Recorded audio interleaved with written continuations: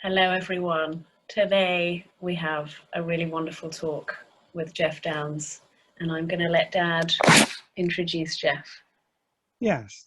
Well, I met Geoff a long time ago. My God, nearly, but not quite 40 years ago, when he joined Yes with Trevor Horn to create the drama album, which has one of my favorite Yes tracks on it, The Machine Messiah. I really love that. But Geoff and Trevor gave a new technological flavor to Yes, and it was very exciting. And I've enjoyed his company on and off ever since. He's a great guy. So here's Geoff. Now you've met him too, haven't you?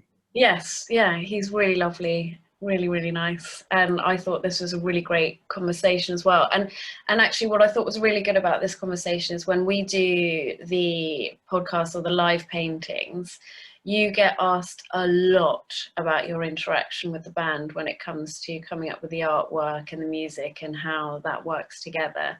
And I thought this was a really nice talk for allowing people to see both sides of that conversation, how you guys work together and the music industry and what it was like and how things happened or didn't. And that was really interesting for me too, because both of you talked about things that I know about but haven't actually heard you talk about like that. And I think it filled in a lot of the blanks where, not that you answered with blanks, like when people ask you like what the interplay of art and music was, but I thought it was just really interesting hearing Geoff's side of that as well as a musician. Yeah, it was interesting for me. I mean, I learned a lot. Anyway. I will say, like, at the beginning, because what you've got is like two English men talking, there is a few minutes of, did you take the A27? No, I took the M25. Oh, it's a bit for when the weather's like, I don't know, road talk. That's like the English equivalent of what they do here, which is talking about food. It's just the segue in. It's the British man thing of getting a conversation going. You talk about which routes you took to what destinations, but push through, because then it's really good. You're a horror. It was really lovely to hear. It was like Christmas when the uncles have arrived.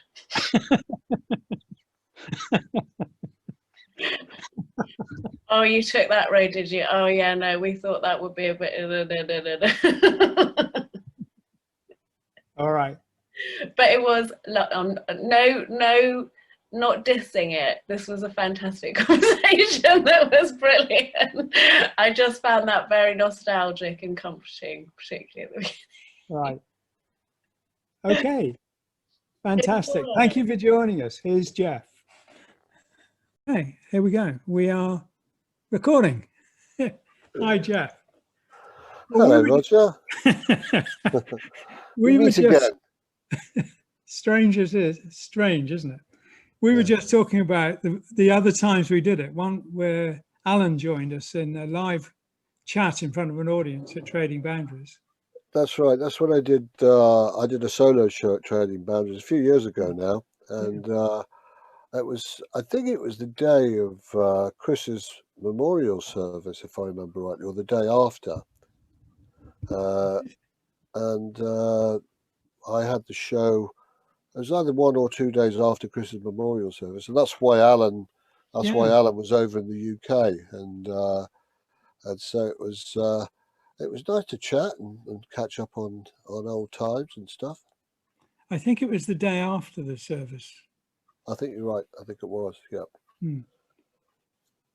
Yeah, because I remember going to the service. Yes, it was a good turnout. I thought the beautiful little church at the back of the Savoy. Yeah, it was. And a surprise to discover that Chris had connections with it. Unbelievable, yeah. I mean, Chris's connections. You could tell some of the influences in Chris's work as being a schoolboy, a chorister rather, a choir boy. I think he brought some of that too. Yes, actually, funny enough, I think that sort of or early sort of choral training was definitely part of Chris's mantle. Yeah. I was laughing at the other thing we mentioned, which was the prog cruise. Oh gosh, yeah. Well, no. From Hull to Rotterdam in March, beginning of March. It was snowing. We came off the road. We had to take big detours. Getting to Hull was a nightmare. And why would you go to Hull in March? The prog cruise. And I remember handing out pills to people because I had boxes of anti-seasickness pills. It was pretty crazy. I mean, I'm amazed that everybody got on board, because I know that we came a day before, and I think that if we'd have waited any longer, we wouldn't have got out of Wales, because I think all the road network was completely gridlocked all the way right across England. So we made it, but. Fortunately, we made it over. I think we stayed in Leeds the night before, and it wasn't such a bad drive over to Hull the following day. But it's an interesting experience. I think we enjoyed it as much as I can remember about it. But to my amazement, it was more fun than it had any right to be, I think. Yeah, I think so. But of course, you were set up. Eventually, you went into the theatre, didn't you, on the boat? Because that's right, we did. Originally, you were sort of in the alleyway, in the gangway. That was pretty difficult stuff. But I thought it was as you said, it was quite a bit of fun. Yeah, it was, and I enjoyed the chance to go to Amsterdam. Yes, that was. In fact, I think we saw you there waiting for the bus back to the boat. Yeah, that was a cold wait. I mean, it was. To give you an idea, there were people skating on the canals. It was real cold. Oh yeah. Oh, it was very, very cold. I've still got a pair of gloves. In fact, here's one of them that I bought in Amsterdam, and they're still going strong. Right. Yeah, well, you must have needed those.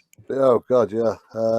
So yeah, it was nice actually. That was a nice little trip out actually, to go to Amsterdam, because of course it was Hull to Rotterdam, wasn't it? That was the cruise. The ferry. That was the joyful bit.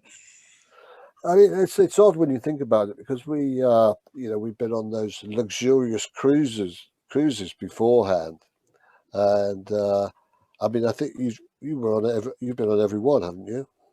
I've been on every one, but I've been on a few others as well. I've been on the Moody Blues ones, on the Blue. Oh, right, okay. On the Blue, yeah. It's the same boat, isn't it? It used to be the same boat. Sometimes it is, sometimes it wasn't. So there was one occasion where we had to dash across Florida, because the boat docked in Tampa and the other boat sailed from Miami on the same day. Yep. So it was literally a race across Florida to get on the other boat. Yeah, those were fun times. I mean, we had it cancelled earlier this year, obviously, because of the pandemic. At the very last minute too. Yeah. So I think we've done 6 so far. I'm pretty sure. Something like that. Yeah. There was a missed year, wasn't there? There was. I can't remember which one it was, but certainly it's it's quite a lot of fun. I mean, you enjoy it, don't you, Roger? I do. Yeah. It was. Yeah. They were great fun. But do you think it'll happen again? Well, it's put in for 2022, so we'll have to see. I guess see how the cruise industry recoils from.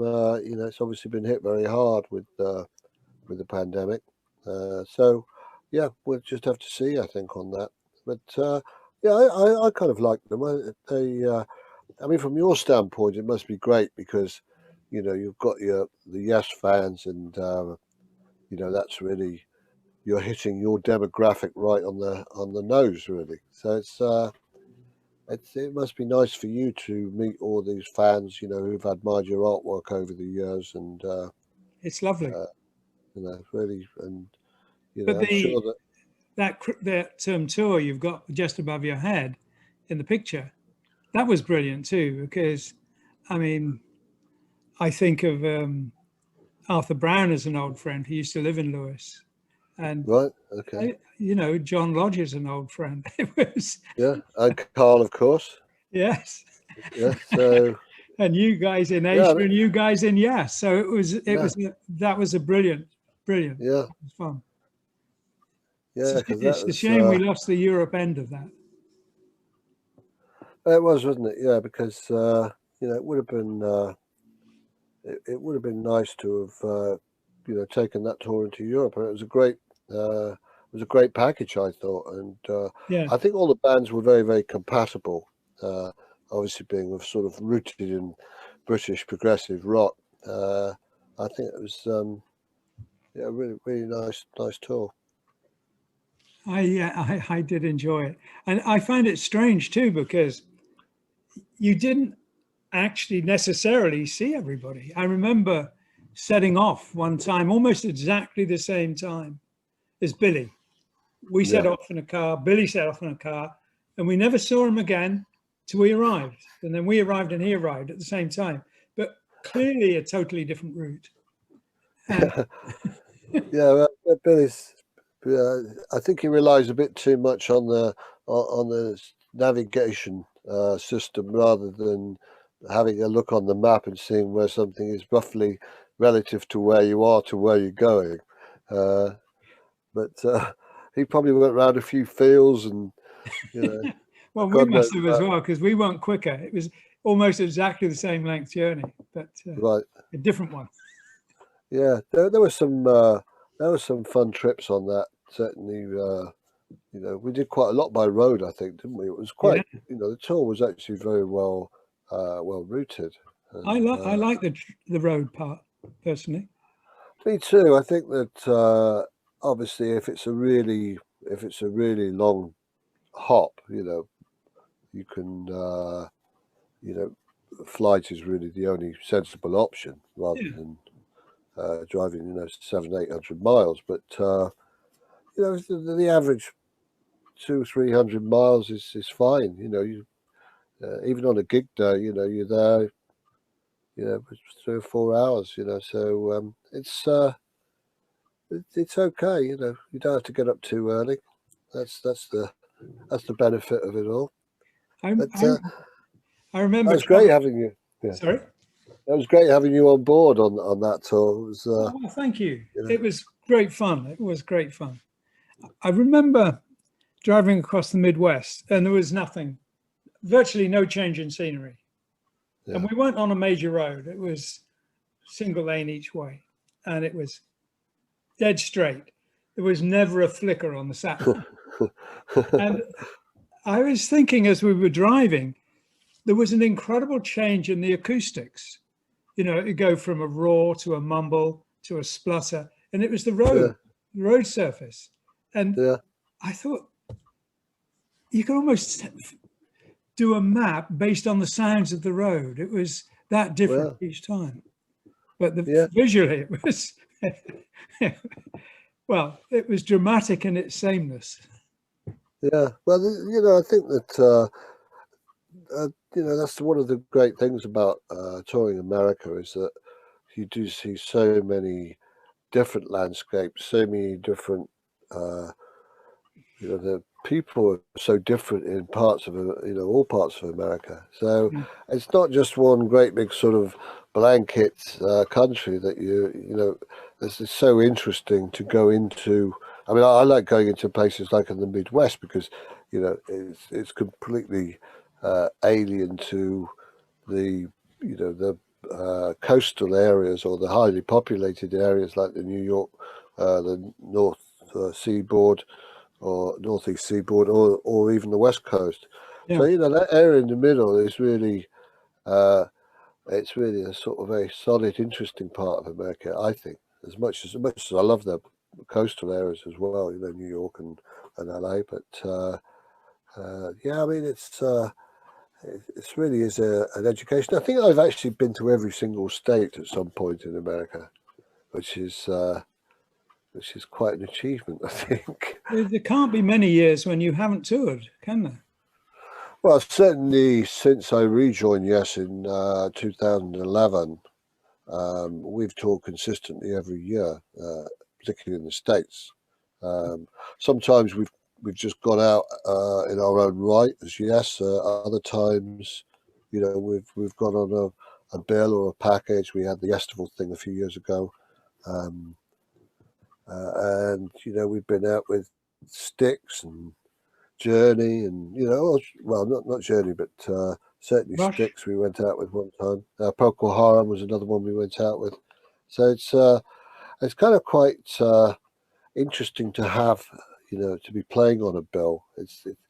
I think it's a bit less pressure in a way, because I think when you are the focal point, when we were doing the three album series, Yeah. you know, that was a lot of you know, we'd be playing for maybe 3.5 hours a night, you know, that's a lot of work, you know. It's a lot to get through. So as I say, it's a bit less pressure when you get into the you know, the bill with another band or another couple of bands. What you play is interesting to me as an outsider, because I couldn't believe that you did 18 years with not playing Relaya. That seemed extraordinary.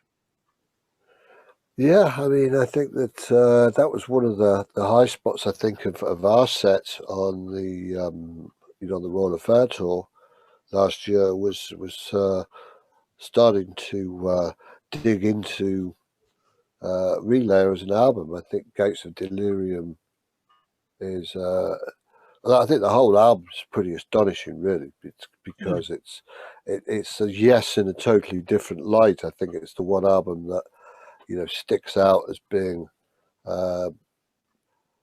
you know, Yes doing something really quite radically different, which was more of the, you know, it's a lot of jazz influence. It's a lot of very, very high, intricate musical pieces, and I think Patrick Moraz was a very, you know, very influential on that album, because I think his keyboard playing brought Yes into another dimension, and I think, you know, when you talk to your Yes fans and they, you know, they pick out an album that they really think is special, or certainly interesting. Some would say Tales from Topographic Oceans, you know, was sort of almost like the holy grail for some Yes fans. But I think Relayer is a you know, a worthy album to look at, and you know, we're hopefully we'll be out there next year doing it. Good. I mean, I would say arguably my favorite Yes track is Gates of Delirium. Yeah. And I've said it to Steve many times. Wow. He's probably bored me hearing it, but I couldn't understand why you never called why they never called the album The Gates of Delirium, because I liked it so much better than Relay. It was that much more evocative. Right. Yeah. Yeah. Because it's a very evocative title. I think you're right there.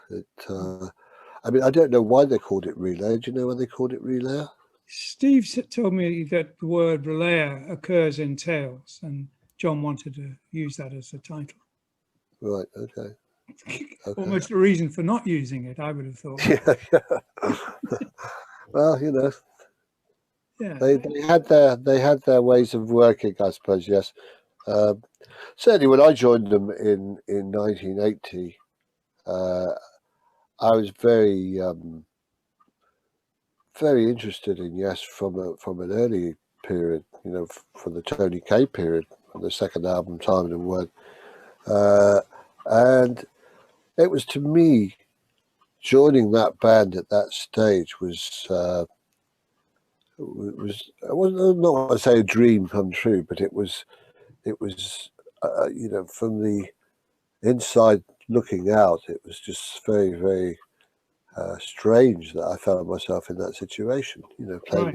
playing with these guys who I'd you know, admired and looked on and really got into their music, and they were amazingly, you know, Chris, Steve, and Alan were very very complimentary and very supportive when I joined. I think that and with Trevor, of course. So it was very much a case of you know, well, you're in the band now, so let's just do it, you know, and it was a great moment for me. Certainly, going out and playing live to all those people was something I'd never done before.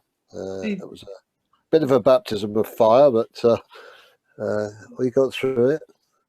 Well, I was going to say that's another album which has a track I really loved that was never played, and that was Machine Messiah. I thought that was brilliant. And when you started playing that again, I thought, yes. Yes. I think that is probably the key track on that album. I think that really, I suppose it epitomizes the joining of Trevor and myself, coming from a more sort of technological oriented pop, I suppose, to some degree, joining forces with these three, you know, pedigree musicians who've been around since the late 60s, was really, you know, I think that piece really captures that marriage of two styles, if you like, and I think that if we look at Yes, how they developed beyond that, I think you're looking at you know, the technological side really came. Obviously, Trevor did the next album, but the technological side, I think, Yes really embraced, and I think that, you know, that drama album helped push Yes into a whole new chapter, which is,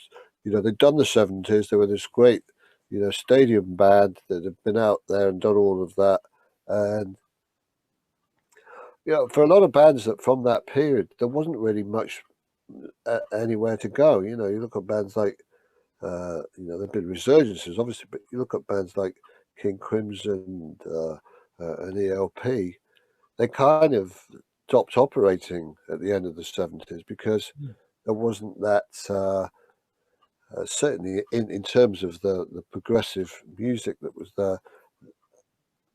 I think we kind of helped Yes move into another generation, and the drama album, which is a very great cover, by the way, I must say, Roger. And that was our first connection when the two of us crossed paths. Yeah, and there's an interesting thing that a lot of the Yes fans talk about that album sleeve, which is the Panthers. There's two Panthers that they reckon were symbols of Trevor and myself coming into the Yes fold. Now, I don't know if there's any truth in that. Is there, Roger? I tell you what, I would have had to have had a brain 10 times the size of my own to come up with all the stories I hear about these. Yeah. I had somebody write to me a very interesting letter about how they'd found the face of every member of Yes in the rocks and tails, but they didn't know for sure which was John. Could I give them a clue? And Great. it's kind of wonderful, really, that goes on. But I do remember somebody said to me at a signing, actually, in San Francisco, and they asked me about some symbolism. I said, oh, no, there's none of that in there. And he looked at me and he said, how would you know? You're just the artist. Well, there's truth in that, because you do things you don't really notice yourself doing. And there might have been a reason behind it. But it was intriguing that he said that. That's brilliant. I mean, I find that, you know, there's a lot of the fans out there. I mean, they know more about you than you do about yourself, almost. You know, and it's definitely true. And every minor detail, you know, they'll probably there'll probably be some, from our conversation today, there'll probably be some hidden messages somewhere that we're throwing out there. But yeah, I mean, it's that was great. I was very happy with that that whole collaboration, and I think that it was nice that you were continuing the whole Yes thing, and of course 2 years later it all came about again with Asia, and which again, but was kind of accidental, wasn't it? Because there was a proposal that I don't know if it came from John and Carl, but that if I did the cover, it would look too much like a Yes cover, and it wasn't. that was the conversation. I do remember it, and I think both Steve and myself held out because obviously we were, we felt strongly because we'd both come off that drama album at that point, and we just thought it was a most logical way to go. And I think when you came up with the initial ideas for it, that impactive logo, the Asia triangular logo, which is absolutely probably almost as defining as the Yes logo, the bubble logo, gave us that sort of, I don't know, it was a grandeur that we were trying to achieve in the music, and I think that it really kind of helped us. It helped the whole thing. And of course, when John incorporated, when you came up with the serpent and we call it the dragon, but actually I don't think it should be called a sea dragon, because I think it's actually a serpent on the Asia album sleeve. So when you came up with that image, and John incorporated it in Lines of Heat at the Moment, you catch the pearl and ride the dragon's wings. Is that right? I didn't know that. That was right. I knew there's a connection, but I didn't know it came after he saw it. Yeah. So I think that was part of because funny enough, Heat of the Moment was the last song we did for the Asia album. Ah. We were originally had enough material up till, I think, Only Time Will Tell, which was going to be the first single, and I think that Geffen, or John Kolodner as it was at the time, came over and said, "Oh, you guys, you've got to we need another single. We need a lead off track," and that's when John and I said, "Well, what have you got?" And he said, "Well, I had this old country tune that was in 3/4, and it was Heat at the Moment." It was a kind of weird timing, and I said, "Well, I've got this other idea that goes, the verse part," and so we literally, I think, in an afternoon, we just combined all the ideas, and we had the song written. So it was the last one that was actually recorded for the album, and may or well have been, that lyric might have been influenced by your artwork. So I'm not giving you any publishing on it, though, Roger. I had to say that when I took in that logo to see you guys in the studio when I'd done it, John Kolodner really didn't like it. He said, "Can't read it." That's right, he did. And John told me later that when he was in Geffen's offices, they walked him down the length of the office and said, "John, you've got a logo no one can read. The cover is too dark, and we can't bear a hit." Yeah. Right. Yeah, it's like the producers, isn't it? Get everything wrong, and you end up, with the biggest success. Yeah, I know there was a certain thing with Kolodner, a certain resistance to the album, to the artwork. In fact, actually, funny enough, it was quite a lot of resistance to some of Steve's guitar parts on the album from Kolodner, and so I think it was their baby, and I think when the album was finished, and it was all presented. I think they started to see it at that point. But I think you're right. Up until the actual, before that was at that point, I think they were all a bit nervous about it, that they didn't think it was gonna fly. And then of course they put it out to the radio stations, and it just went like that. Every single rock station, even the what they were called then were the AM stations, which were the pop stations. They were picking up on it as well. So we literally, in the space of about 2 weeks, we went from having an album that was, had a dark cover, couldn't read the logo, didn't hear any hits, to it just went through the ceiling, and of course, ended up selling millions of copies, which is nothing that we could have predicted, I don't think. It's a similar story to when Elvis signed to RCA, and the first thing he recorded was Heartbreak Hotel. Yeah. And they couldn't believe it would sell. They didn't get it. No. Well, I'll tell you a funny story about A&R man, because they're a certain breed, aren't they? I don't know what it's like now in the music business. Not so much artist driven in terms of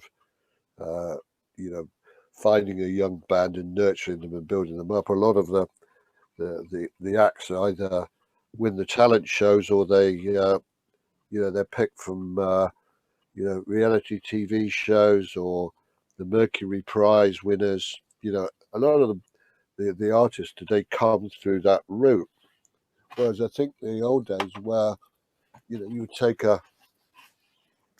your tape back in the day, you take your tape and you play it to the A&R guy, and he'd say, "Yeah, I don't really see that," or he'd say, "Yeah, okay, send me some more. I'll have a listen to this stuff."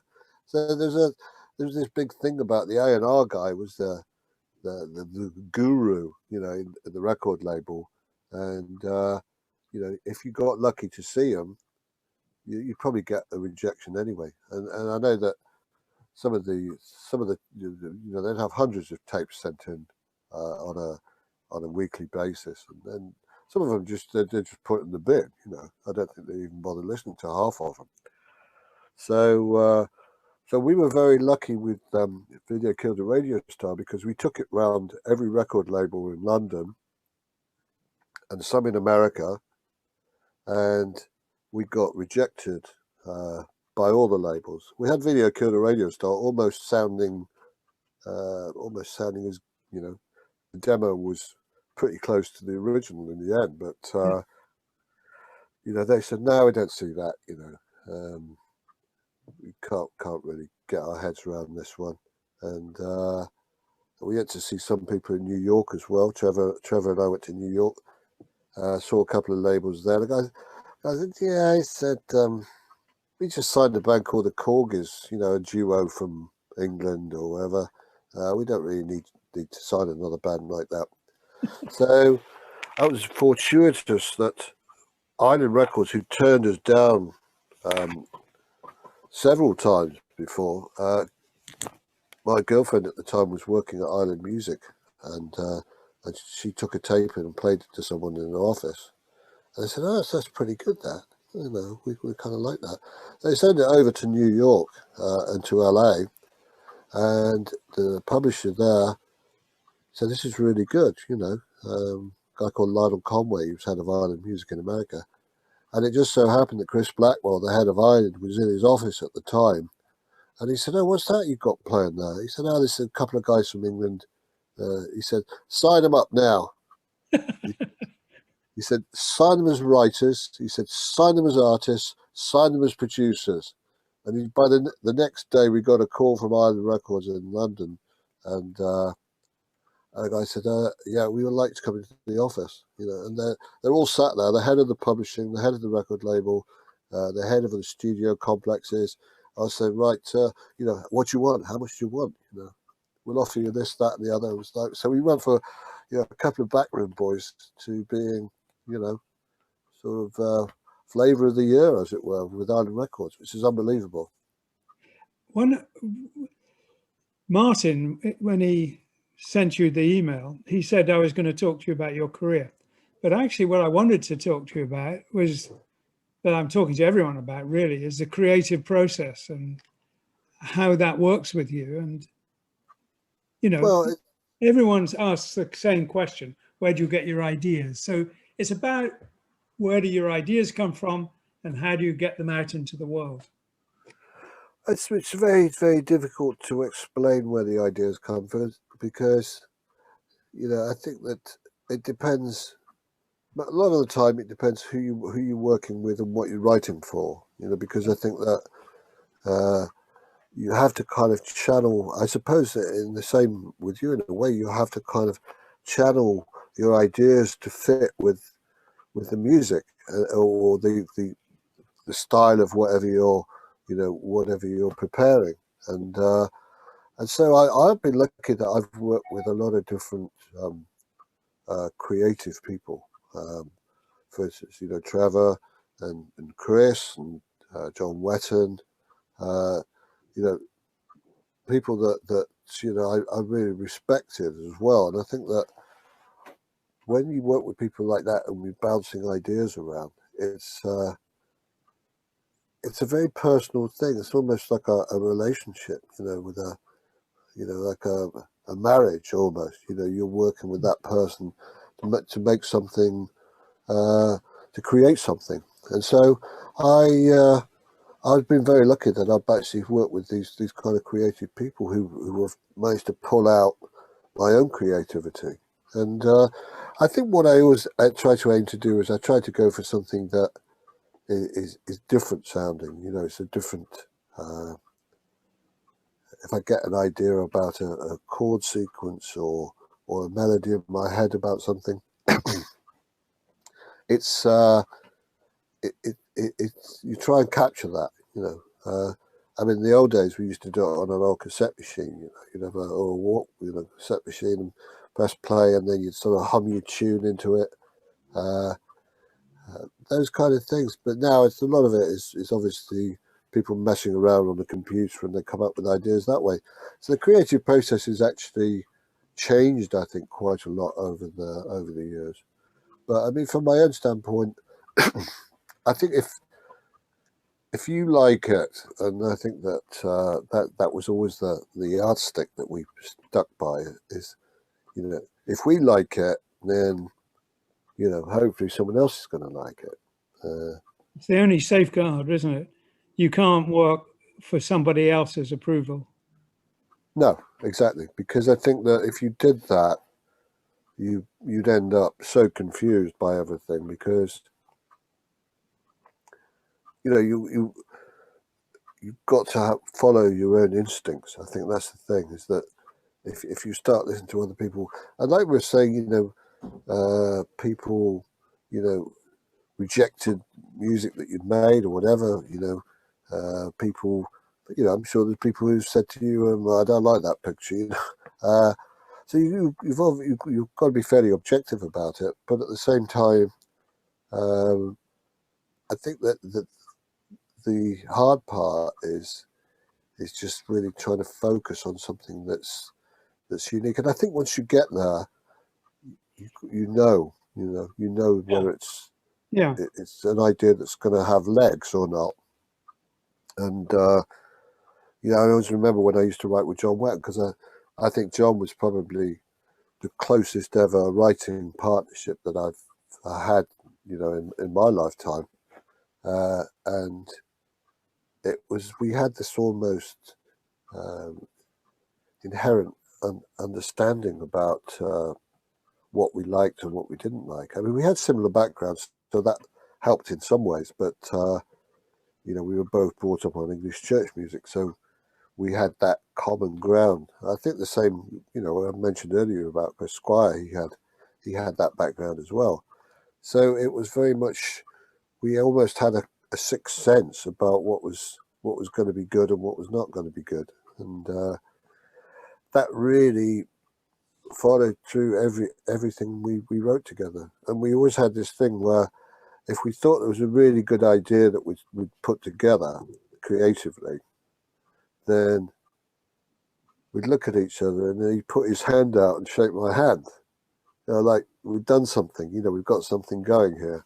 So it was a very kind of brotherly thing that we had going, and obviously, it's very, very, very sad when John died, 4 years ago. It was Yes. not just because he was such a great bloke and very such a creative person. I think it was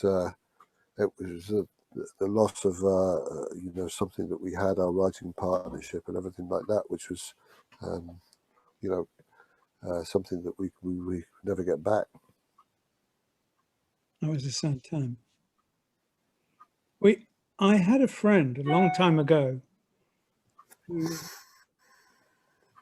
was called Ramesses, and the backing group he had became 10cc. Right. Okay. Well, when I first met him,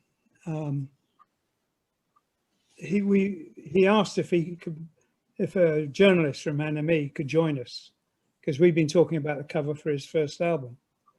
And the journalist sat down and he looked at Ramesses, and the first question he asked is, Ramesses, where'd you get your ideas from? Now, I'd been asked that question 100 times and had no clue other than to dismiss it as unanswerable. But Ramesses said, well, when I'm sitting and I'm still, I have to be still. But when I'm still, the ideas come from over here. And we all laughed, and I laughed, and I thought, but that is how it is. Yeah. That is exactly how it is. You cannot do anything but wait quietly and they come. Yeah. And the trick is then to capture them and to bring them into the world.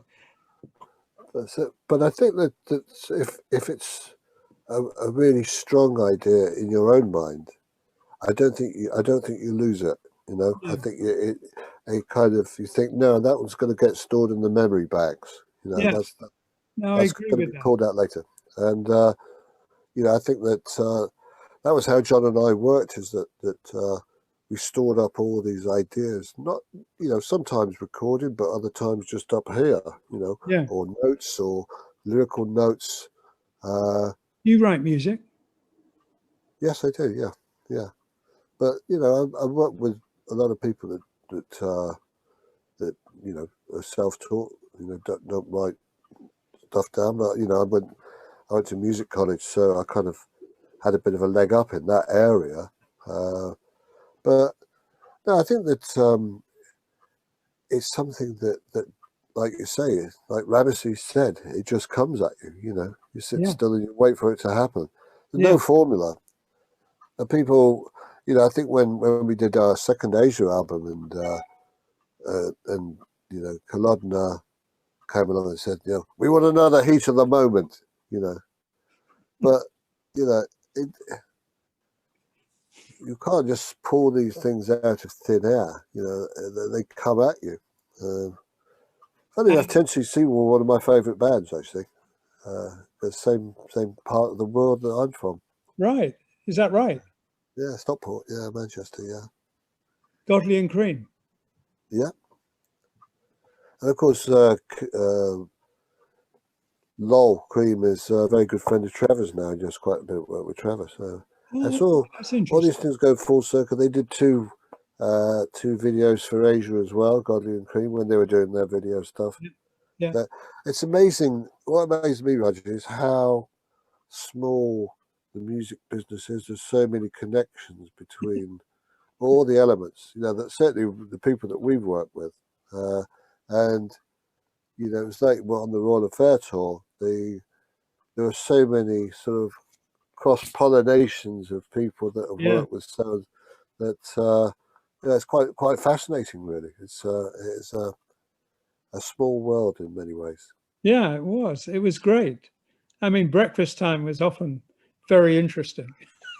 It was, wasn't it? Yeah, there would be all sorts of conversations going on. That's right. That's right. Yeah.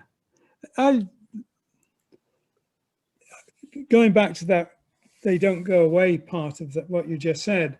People have asked me many times, do I have a notebook beside me in bed? And I say no, because if I do have a good idea, it doesn't go. Exactly my point, Roger. Yeah, and that's very true, because I think you could kind of protect it. You know, you ring fence that idea and park it somewhere, because it's you don't know. John always used to say about, you know, I don't know when the writing muse is going to hit me, but you know, when it does, I want to capture it. And so yeah, I mean, it's again, I don't know if that's the way everybody works. I know some people do it like a sort of a job, you know, discipline. Right, I'm sitting down and writing a couple of songs today. Certain things work for some people and not for others, you know. For me, if I'm totally distract myself, you know, and I listen to stories, obviously you can't do that if you're writing, but if you're painting, you can. And that very quickly gets me out of that phrase of my thinking where I'm actually being too self-aware. It just takes me away. And then I can do it. And, you know, it starts to flow. The bit that I have to avoid is the tendency to worry or overthink. And I always used to think John Kalodner was the antithesis of creativity or a musical muse, because the pressure and angst he created is the enemy of creativity. Oh yeah, I mean, but you know, I don't think he was the only A&R guy. Like, you know, that, you know, a lot of those guys had huge egos. You know, and they felt that they were controlling the artist, and I suppose they were, in their own ways, they felt they were giving solid guidance. But there's no way that an A&R guy could enter the creative process, because, you know, they were on the other side of the fence as far as I was concerned. And yeah, but you guys are all exceedingly competent and experienced musicians. Somebody coming into the business cold, 15, 16, 17, might be acceptable. I agree, but the thing was that they were the guys who were, you know, they had the purse strings on the whole project. So, you know, the reality of it is that, you know, he who pays the piper calls the tune, you know. And I think that to some degree that was the case with a lot of bands, is that they just didn't have, you just haven't got total free reign, because you've got to meet the sort of the money guys as well, because they're the ones that are funding the whole thing. And but you know, that doesn't mean you've got to listen to them, you know, because I think if we'd listened to Kalodner and we'd said, all right, we'll scrap that logo, we'll scrap the sleeve because it's too dark, and we'll scrap the music because we don't hear any hits, then, you know, where do you go? You know, what direction do you take? Because you obviously, you've made those decisions yourselves. And I mean, I remember going back to Video Killed the Radio Star, exactly the same thing happened. One of the guys at the record label said, I don't get this song because it stops twice. You know, there's 2 breakdowns in the song. He said you can't have 2 breakdowns in a pop record. And we said, well, you know, that's the way it is, you know. And then Chris Blackwell said, you can't really call yourselves the Buggles, can you? He said, that's the joke name, isn't it? And I said, well, no, it's actually, it's a play on the Beatles, you know, but we were just a sort of studio version of the Beatles. These 2 little creatures messing around with knobs, you know. And no, he said, we want to call ourselves the Buggles. Anyway, when he went to #1 in the UK, he sent, as you did in those days, he sent the telegram through and said, I always knew the Buggles was a great name. So a lot of people get wise after the event, don't they? You know. Well, yeah, I guess as long as they get wise at some point. Yes, exactly. Well, how we are probably at the point of where it'd be a good time to take a break. So, Geoff. Yes, Roger. Thank you very much for joining me. It's been a pleasure, and it's been, you know, we've got off topic on a couple of things, but I think generally speaking, as we were talking, I had a whole bunch of things. I thought, I need to ask him about this. I need to ask him about that. So if you don't mind, we can maybe do this again. Absolutely. Yeah, we'll catch up and cover, well, there's a whole area in between that we've really not talked about. So let's get on with it. Anyway, brilliant talking to you. Thank you. Thank you, Roger. Yeah, great to see you, man. Thank you. Take care. Take care. Bye. Oh, I'm going to send you a copy. Oh, lovely. Okay, thanks, Roger. All right. Okay, I'm going to leave the meeting. That's right. Okay. Cheers, Roger. Thank you. Yeah. Take care. Bye.